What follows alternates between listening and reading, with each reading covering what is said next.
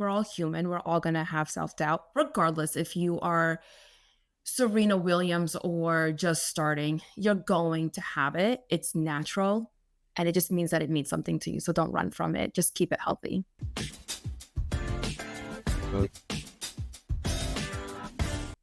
Welcome to We Need to Talk Now, presented by AT&T.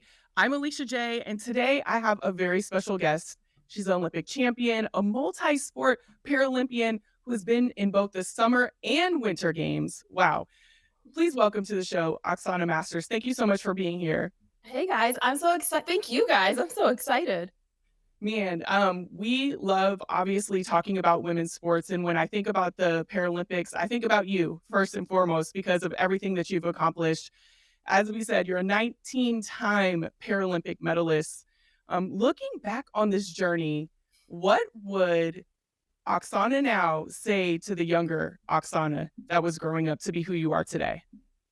Oh my gosh. I think little Oksana now, or what I'd say to her, or her thinking about where I am now, just thank God you followed that.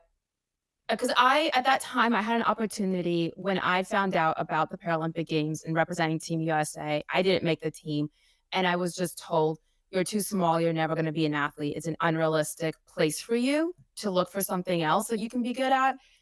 And thank God I never listened to that person, that every single no, every single dorm slammed, or every time I experienced failure first over success, to just keep persevering and never giving up. And even though I do struggle with, and little Oksana, that's where I think I could take a little bit of her into me now. Cause I believed in myself and believed in my dreams so much, even when I was sometimes the only one outside of my mom. And now, like, I still struggle with a little bit of self-doubt being at that level now. And I think just you did it.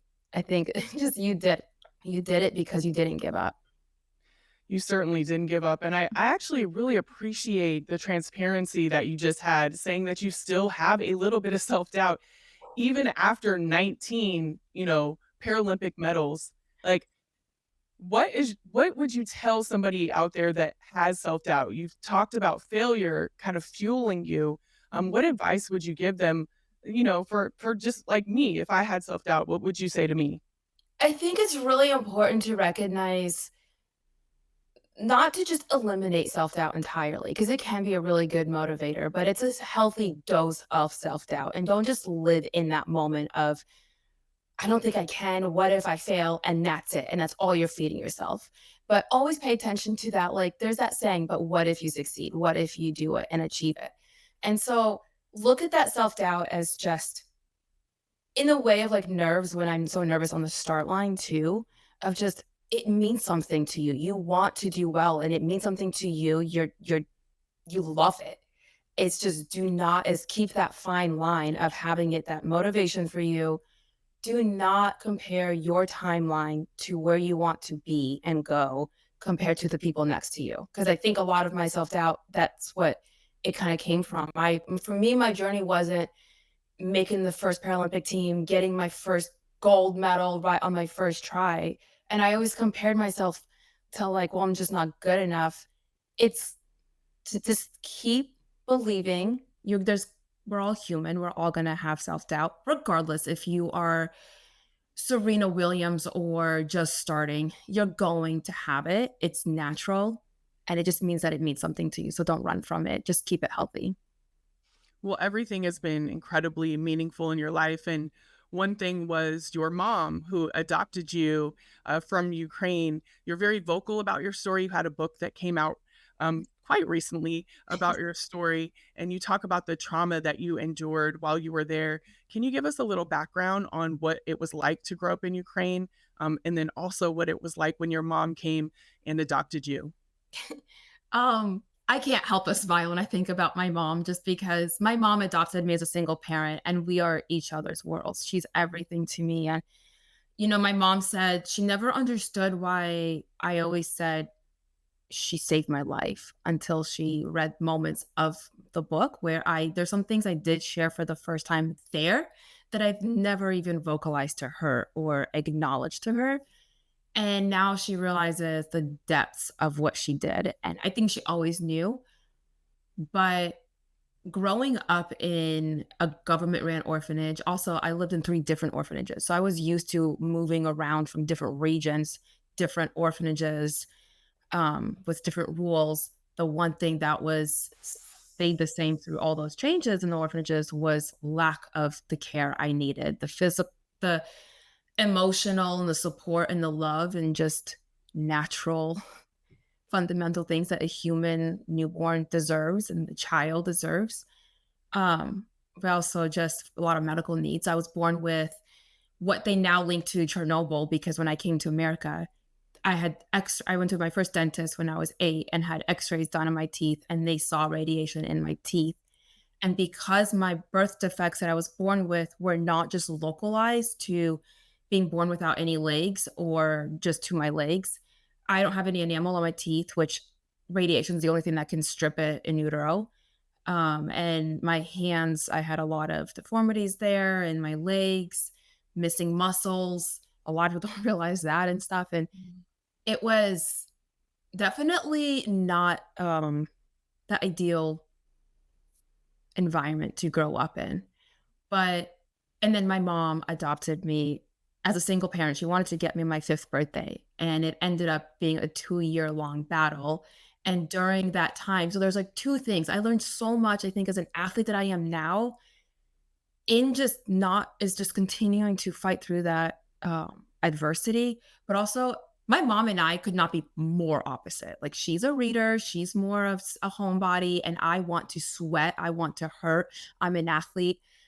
But everything I learned as an athlete is from the environment I grew up in, is learning to my back was always against the wall and always fighting for myself and fighting for my survival.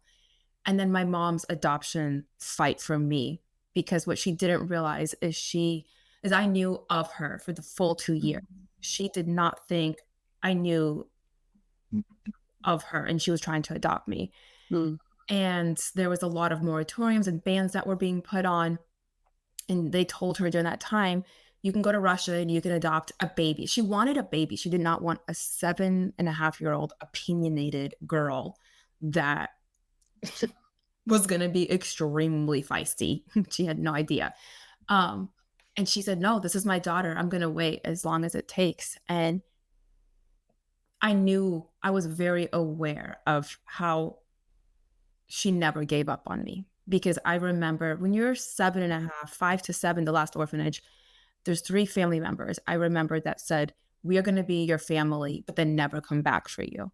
So I was so used to that, and this was just such a different, when they say, like, a gut check and your gut never lies? There was something so different in her eyes and what I felt just looking at her picture that, um, my world changed the day I met her. What an incredible woman, and what an incredible decision that she made to adopt you. And I know that she is so thankful for the feisty person that you are. I mean, I don't know. saying Sometimes I think she's like, "Why?" Like, literally, when I say like, I did not speak any English, she did not speak any Ukrainian, and this is coming from I had the same pair of underwear, same clothes for 3 years at a time. We did not change out of anything, and she brings me a suitcase of all these clothes, and she puts my outfit out, and it's so mixed matched. I mean, patterns that should never be worn together and colors that should never be worn together, and then I look, and then I just go back and look through her suitcase and get a different outfit out. And that's when she realized, oh my gosh, I have a little Miss Independent feisty one here. I love that story, and yeah, it's reflected now. I mean, you're quite you're into style, you love style, and I love that it's still true today. Like, moment 1, you were in there getting the outfit, and you're still going. You're still going. But through that feistiness and everything, your mom introduced you to rowing. Yes. She wanted you to start in rowing. You did, and it sparked a huge career for you. Now, I know that you can't pick a favorite sport. I saw that you don't even like to pick a favorite sport, but out of all the sports that you've played, which one has impacted you the most as a person? Oh my gosh. I mean, honestly, I think there's really 2 that really like it. I can't for two different sports for 2 different reasons. One, I think it'll always be rowing for me because it was. A little bit of that first sport, but for me, it wasn't until I was so afraid to take my at that time, I had 1 prosthetic leg, and I was so afraid to take it off in front of people, but to row, I had to take it off on the dock and leave it because if I flipped, there goes my leg, and I couldn't risk that, but also just it wasn't allowing me to row, um, and so it was that moment of me taking off my leg, getting in the boat and pushing off the dock and looking at me, the leg on the dock, and I'm this distance growing between me and my leg. And what I thought was I needed all the foam, everything to make me look normal and every in society's eyes. And it was that first sport, honestly, that helped me realize what my body was able to still do and accomplish and how powerful it was looking at my leg over there. And so I think as a person, rowing teaches so many different skills, and for me, it was my therapy because it was at a time where I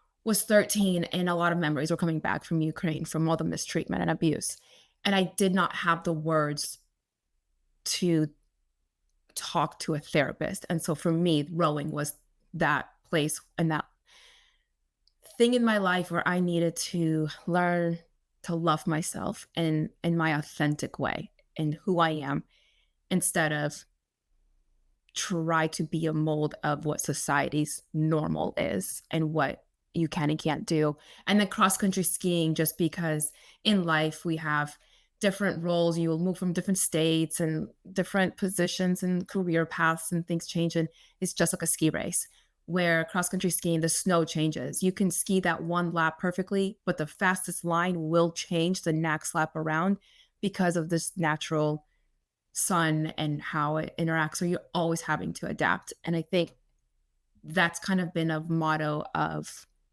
my personal journey as an athlete and as a person too, of just adapting and being open to that change. Well, That in was your a long journey, answer. I'm so sorry. no, don't apologize. I was here for every part of it because it's all important. You know, your story is so powerful and impactful, and I know that you've lived it, right? So nobody else has experienced what you have, but what you've done with your life and how you have inspired others is so impactful for me. Just, as I was researching, I mean, obviously I knew who you were, but as I was doing more research before this, I was inspired on every level from the decision your mom made to the decision that you made, to just all of the perseverance that you've had to go through with having surgeries and having trauma and going through those things. So you've definitely turned everything that you've been through into a positive light for not only yourself, but for me. So don't ever apologize for how long it takes for you to tell your story because it's incredibly powerful. Thank It's you. yours, and it's been a journey that you've been on, in your journey with your mom, coaches. You talked about your fiance. Uh, to this point in your journey, how important has that support system been to you? Oh my gosh.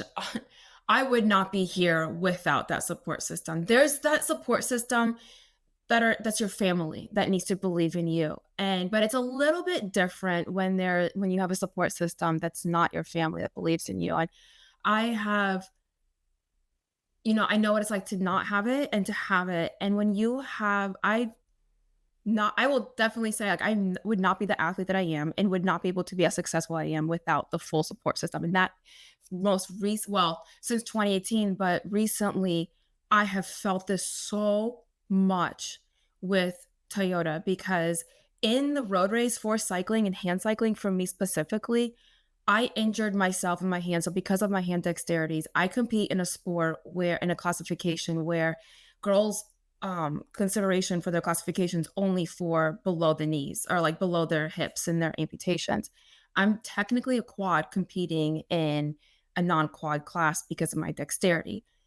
And when I injured my hand 2 years ago, I Toyota never left my side from 2018 when I broke my elbow, and they still were there by my side when there was a chance I might not go to the Paralympic Games, the Winter Games. And they stood by my side again in two seasons ago in the winter season and helped me. They were a huge part of me getting to that start line in Paris because they custom made a grip for me through TRD that would allow me to be the best athlete I could be. And that just shows like for a brand like Toyota that truly is in their DNA, because everyone thinks that like, oh, Toyota, a car company, but it's, when you think about it, like it enhances our mobility. Cars are helping us to get from point A to B, connecting us to families or taking you to that place that you need to like just unwind and get away from sometimes your friends and stuff. And it it's in their DNA to enhance mobility, and they understand the power of movement. And they've been a huge, huge support system for me through all of my Paralympic games since 2018, but also just in general as someone who understands what freedom of movement means to me, and not just me, but to all Paralympic athletes, and make it accessible. So when I think about that support system, I cannot think about them because and not acknowledge that, because I would not be the athlete that I am without their support and being part of my team. Well, you talk about being part of your team. I don't think a lot of people understand what it's like to be a Paralympian and how important support like Toyota or of anybody else really Yeah. is. When it comes to sponsorships, we've seen a lot of growth in women's sports. We've seen a lot of growth in even the Olympics, like watching the Olympics this year and the Paralympics. There's been a lot of support. What do you think needs to still be done when it comes to support for the Paralympics in what you do and how you literally train every single day? I think, it's really exciting because I know what it's like to live out of my car, not have the partnerships and sponsors. I found a way to make a box of spinach last me a week because that's what I did going into Sochi 2014 games. So I 100% know my life's different as an athlete without partnerships, and having team and brands like Toyota believing in you, being part of that team. But and then also to now, and how much that can help you, especially I don't think a lot of people realize. One thing I wish is like, I wish Paralympic athletes had more opportunities, kind of like the NBA, WNBA, all these sports that are yearly. They're getting support by their partners yearly. It's not just, okay, the Olympics are 4 years. This year, we're going to support this amount of athletes. This year, we're going to support this amount of athletes. And it's kind of around only the Olympic Games. I wish it was more, the support was there yearly and throughout, because we are professional athletes. Our training is every single day. And I don't think, and we compete world championships, world cups, everything is, it's every year. We don't just stop and wake up. Okay, it's the Olympic year. Let's go work.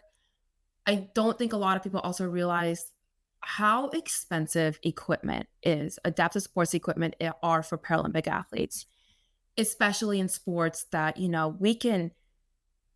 can train your body, eat right, do everything you can, but there's that 50% that's outside of your control that you have to rely on your equipment to be there. And it is not something that we can go online and say, add to cart, and it's going to show up on Monday or that next day in a few Right. days. It's so custom. So when it breaks, it breaks. And because, well, I say when it breaks, we can't go and get the same one again. It's going to be a little bit different. And it's so expensive. And because they're so custom, there's not a high need for it, because it's not something where everyone's going to need a basketball, everyone's going to need running shoes. The cost is even that much more expensive because they're making limited amounts. And, you think about like there's so many companies and brands that are supporting Paralympic athletes and women's sports. And I love that there's so many that are specifically, exclusively supporting women's sports too, because it's something that women, especially female athletes with disabilities, female Paralympic athletes, have not had that equal support. And I think that's the next fight I'm really passionate about too, is, okay, step one is get women in the forefront. we have always been here, but it's about time people see us and are supporting us. And women athletes, female athletes with disabilities we need that same growth, and it's happening. And I just want to touch a little bit, and I know I'm rambling because this is like what we need more companies like Toyota, because what happened in for Tokyo and then also for um Paris and Beijing in 2022, Toyota sponsored all Paralympic athletes. It wasn't just Team Toyota athletes specifically.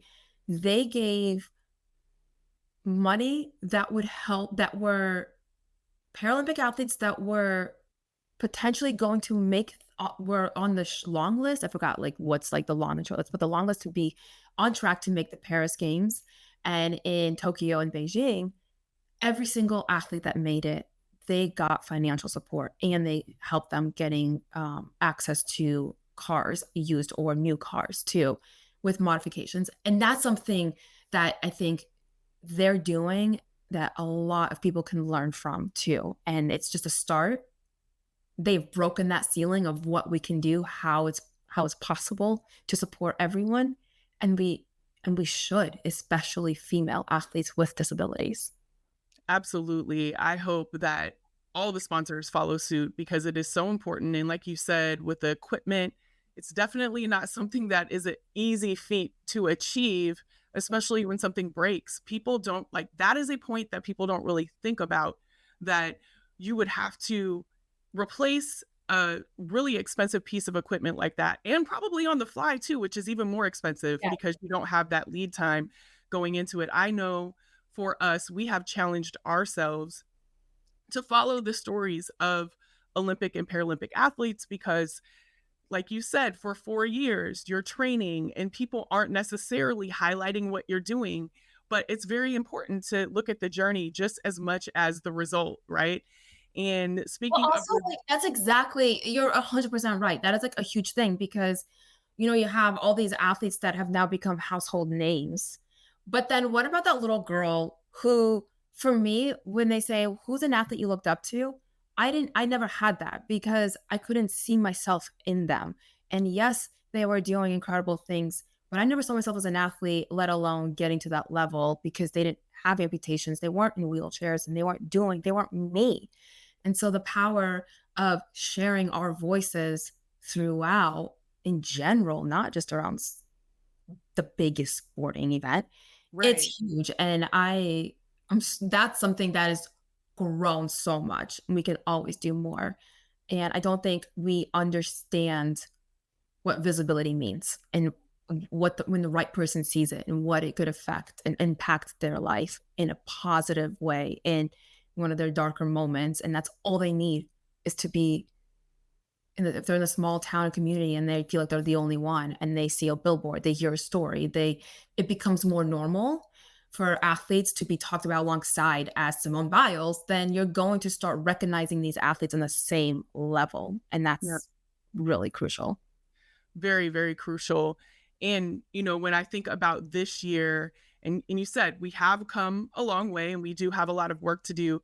But when I think about the Paralympics this year in Paris, it looked like it was phenomenal. Everybody was saying that it was one of the best Olympic games that has ever, been done. Yeah. I know just watching both the Olympics and Paralympics was amazing to me, and I was feeling a little FOMO not being in Paris. I'm not gonna lie. How was your Oh, experience girl, in you Paris? should have been. Yeah, how was your experience in Paris, and what set it apart from the other Olympic games that or Paralympic games that you have been a part of? I think as a Paralympic athlete, I've always London was my first experience, and that was that bar that was set so high, and I don't think since then like there was any of that games that really matched that bar or surpassed that bar. And then obviously the past two games for me were COVID games in Tokyo in 2020, pandemic where there were no friends and family, and then in Beijing 22 is the same. Going to Paris, having my mom there, having your friends there, looking out and hearing my mom's voice on the laps I'm going through, and I'm just dying, and it gives you that extra energy out of nowhere. It just That alone was so special and so missed, especially as Paralympic athlete. We do not get the crowds at our World Cup races, at World Championships, and the viewership and the turn people who are coming to watch is still growing. And so it's Paris showed up big for all of us, for all Paralympic sports, for my sport of cycling that was so far away on the roads. The communities really came together and it was incredible because it was in a city. So, first of all, logistically, how they were able to do this was just incredible. But that excitement and that passion of sport was so exciting, and I love that in Paris, they shared about the Paralympics equally to the Olympics, and celebrated the successes and the storylines and covered it all. It was just absolutely amazing, and the opportunity of having a Team USA house and having a Team Toyota house and all these different houses, pavilions where people can go and experience the different ways, of just be united again, be there one, celebrating sport and the power that it has to do well, that it has in general. Well, you also got your first Chanel bag, Yes, I I did. saw in Paris. Like, that's iconic, okay, getting your first Chanel bag in Paris. How was that? Because it looked like you were having the time. And I time, for was. sure. I okay, so I literally so, when I said earlier, like, I did not have the athlete I looked up to because I didn't see myself. I was always obsessed with Chanel and just because and I connected with her. There was a quote in my high school yearbook. When I read this quote, it was part of that journey. Sport in that quote helped me reframe myself how I viewed my disability or the way I viewed myself. And it's to be irreplaceable, one must always be different. And obviously she's talking about fashion and we always want to be different and pushing the all that creativity and stuff. But for me, it helped me see myself as this is making me irreplaceable. I am different. And it helped me put that positive spin of the power that my differences have instead of the negativity of what was talked about with people with disability. And so I knew when I found out the bid came to Paris, like, oh my gosh, was that like 8 years ago when we found out when it was announced? I knew exactly what I was doing and what I was racing for, and I wanted to be there. Yes, for Team USA. Yes, I want to achieve that gold medal. I want to buy my first Chanel bag because I do have an obsession with bags. It's a little bad, but I was going to Oh, get it's never bad. It's never bad. like, thank you. Tell it to my fiance because he's like, there goes a kitchen sink. And I'm like, oh my gosh, or there goes a refrigerator. But I this is something I knew the bag I wanted, and I'm not gonna buy it unless I'm in Paris, because that's how you have to do that. And I want to look at this bag and know I raced for you. I raced my heart out for you. And when that moment came to go to the Chanel store and to actually, this is something I dreamed about, but not gonna lie, I thought this was gonna be one of those dreams like, "Oh, this would be a dream come true, but I know it'll never happen," kind of moments, but it actually did, and I just could and I already have that same goal to myself with a Prada bag because the next winter games will be in Milan, Cortina, and so, like, of course, I cannot buy my first one until I'm at the games and I'm gonna make it mean something. Sure. Well, it definitely meant something. It was fun to watch. I was excited for you. And just knowing how much that really was an inspiration for you is even more powerful. I told I my know coach, I was like, "Ralph, can you just please hold the bag up for me at that finish line if it comes down to the sprint finish?" And he's like, if that's what it takes, I'll do whatever you want." Or I thought about even putting a little cutout on my bike too, just like I was I racing love so that. much, but yeah. I love that. Shoot, I'm about to use some bags as some motivation myself. Definitely. I Whatever know literally whatever works. And I know you talked about your mom being, obviously an inspiration, your everything in life. But when I think about your sport, and I know that you didn't really have an athlete in your life growing up that you look to, but I'm sure you have a lot now that you've either, competed against or worked with, or maybe it's even a coach, but who has been a trailblazer in your Oh, life that has inspired you? oh my gosh. Well, when I think about fellow athletes specifically, and especially the ones that are trailblazing the way for me, but also together we're doing this for the next generation are two that are coming to mind specifically are Elena Nichols and Jessica Long, because Elena Nichols was that first one to do the winter summer and get that gold medal and just has been an advocate for women sports, para sports for such a long time. And Jessica Long, obviously, she is like, I'm so lucky to call her a friend and have that connection too, but to know what she is also doing for sharing her story, and where all of us are sharing our stories and being authentic. And she's the queen of the pool and is sharing all of the things that, like, it's just incredible to, they were kind of the two people when I look at London, that's who I knew, and that's the first name I actually learned about was Jessica Long, and of talking about breaking the glass ceilings for all of us kind of thing. That specifically, and then when I got into the winter sports, Elena in that regard, and inspired me to continue the legacy that they started and to do it together, because it's amazing how just one voice can create a ripple, but together create this wave that cannot be ignored for that next generation. And just really inspired by that. And obviously my coach, Bobby, who was that one coach that for me, I think I will give kudos because he was a male coach. And that's something that I don't hear a lot about, having that positive influence. And he saw everything. He just always said, "We'll prove it." And that kind of became my motto of, "Hey, she doesn't think you belong here and this not going to make it to London. We'll prove it," kind of thing. And he, how powerful he was. He spent half of his money along with the grant I got to buy a boat to help me train in to get to the London Paralympic Games. And so I would not be here without Bob Hurley at all and the Louisville Adaptive Rowing Club. And I'm so lucky that I had that coach and Eileen Carey, obviously, and from my cross country skiing, but to have that coach as a 13-year-old, such a monumental moment and pivotal moment of my athletic career for me. Wow. Well, you've had so many pivotal moments, and we're just so thankful that you sat down with us today to talk about them. Before we go, we're going to have just a little bit of fun. And this is what we do with everyone that we interview. We're going to do a little rapid fire. We'll ask you This is where I find out I don't know myself. And I'm like, No. who are you? I guarantee you it's not going to be bad. I guarantee you're going to know yourself. I know. These are fun questions. So we're just going to go down the line really quickly and find out some things about you. It's going to be right. So do you prefer the Winter Paralympics or Summer Paralympics? Summer for the tan lines. Oh, I'm here for it. Beach, lake, or mountains? Mountains. Or Favorite- lake. I like it. Both are good. Favorite female athlete? Oh, Michaela Schifrin. Favorite male athlete? Oh, either Kevin Durant or LeBron James. Oh, okay. We could talk basketball a little bit later. Okay. Favorite sport? Rowing. Okay. The one that started you out. I love it. Favorite music artist?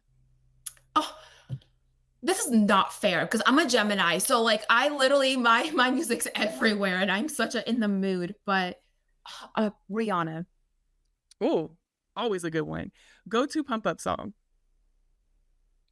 Oh, well, right now, okay, so my favorite pump-up guilty pleasure song is Mother's Daughter by Miley Cyrus, or there's a new one from Imagine Dragons, Wake Up. I'm really loving this song right now. Okay, I'll have to listen to that one. I haven't heard that one yet.